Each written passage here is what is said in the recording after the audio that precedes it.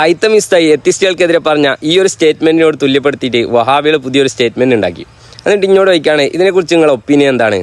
ഈ ഒരു സ്റ്റേറ്റ്മെന്റിൽ എന്താ വെച്ചാൽ, ഇസ്ലാം പറയുന്നത് പോലെ ആഫ്റ്റർ ലൈഫ് ഒരു ജീവിതം ഉണ്ടെന്നുണ്ടെങ്കിൽ അവിശ്വാസികളുടെ കാര്യം വളരെ കഷ്ടമല്ലേ എന്ന പോലെ വഹാബികളുടെ വിശ്വാസം ശരിയാണെങ്കിൽ അള്ളാഹുവിനോട് മാത്രം ചോദിച്ചത് കൊണ്ട് അവർക്കൊന്നും നഷ്ടപ്പെടാനില്ല.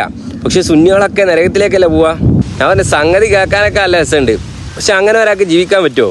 നമ്മൾ വിശന്നാലൊക്കെ അള്ളാഹിനോട് ദ്വാരിക്കുക, വിശപ്പ് മാറ്റിത്താൻ. അല്ല അസുഖമൊക്കെ വന്നാൽ ഡോക്ടറൊന്നും കാണിക്കാതെ അള്ളാഹിനോട് ഇങ്ങനെ ദ്വാരിക്കുക, അസുഖം മാറ്റിത്താൻ. അപ്പോൾ ആ ചങ്ങായി എന്നോട് പറയണേ, അത് രണ്ട് തമ്മിൽ വ്യത്യാസമില്ലേ? നമ്മൾ ജീവിച്ചിരിക്കുന്ന ഡോക്ടറല്ലേ പോയി കാണണേ, മരിച്ചാളെ പോയി കാണുന്നില്ലല്ലോ. ഞാൻ പറഞ്ഞു അങ്ങനെ ഒരു വ്യത്യാസം ഇസ്ലാം പഠിപ്പിക്കുന്നില്ലല്ലോ. ഇയാക്കനസ്തഈ, നിന്നോട് മാത്രമാണ് ഞങ്ങൾ സഹായം ചോദിക്കുന്നത്. ഒമാ നസ്റു ഇല്ലാമിൻ ഇന്ദില്ല, അള്ളാഹുവിൽ നിന്നല്ലാതെ ഒരു സഹായവുമില്ല. അവിടെ എവിടെ ജീവിച്ചിരിക്കുന്ന ആൾ മരിച്ചിരിക്കുന്ന ആൾ എന്നൊക്കെ പറഞ്ഞേ. അപ്പം എന്നോട് പറയണേ, അത് ഖുർആൻ പറഞ്ഞല്ലേ മരിച്ചാക്ക് കേൾക്കാനൊന്നും പറ്റൂല. ഞാൻ പറഞ്ഞു ഖുർആൻ അങ്ങനെ പറയേ? ഖുർആൻ അങ്ങനെ പറയാൻ സാധ്യതയില്ലല്ലോ. കാരണം മുത്തനബിതങ്ങളെ നമുക്ക് പഠിപ്പിച്ചെന്ന് ഖബറാളികളോട് സലാം പറയണം. അവർ സലാം കേൾക്കുന്നില്ല, പിന്നെ പറയുന്നതിൽ എന്താ അർത്ഥമുള്ളത്?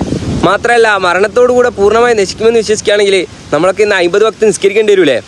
കാരണം ഇസ്രായേലിൻ്റെ രാത്രി ഹബീബായ മുത്തനബി സല്ലല്ലാഹു അലൈഹി വസല്ലം തങ്ങൾ 50 വക്ത് നിസ്കാരമായിട്ട് വരുമ്പോൾ മൂസാ നബി അലൈഹി സ്വലാത്തു വസ്സലാം ഇടപെട്ടിട്ടല്ല 5 വക്ത് ആക്കിയത്.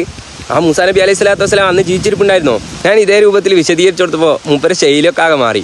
അത് ഉസ്താദ് ഖുർആനിൽ ഇന്നക ലാ തുസ്മിഉൽ മൗത്താന്നില്ലേ? ഞാൻ പറഞ്ഞാൽ ഉണ്ട്.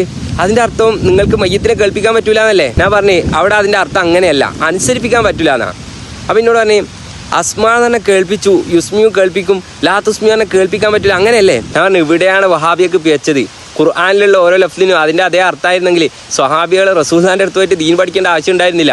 അവർക്ക് നല്ല പക്ക അറബികളായിരുന്നു, അവർക്ക് ഖുർആൻ കേട്ടാൽ തിരിയൂലേ? ഒരു ഉദാഹരണം പറഞ്ഞാൽ ദറബ എന്ന് പറഞ്ഞാൽ അടിച്ചു എന്നല്ല അർത്ഥം.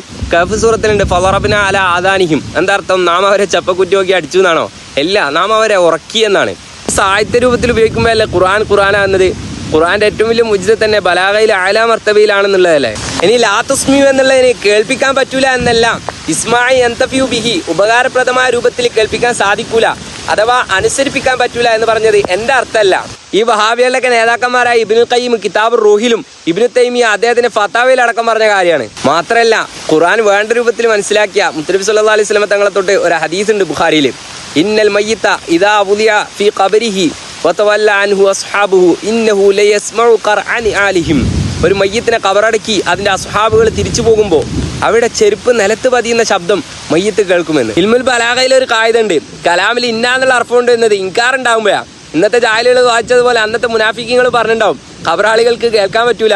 അതുകൊണ്ടായിരിക്കും മുത്തനബി തങ്ങൾ ഇന്നഹു ലയസ്മഉ എന്ന് തഅക്കീദ് കൊണ്ട് പറഞ്ഞത്.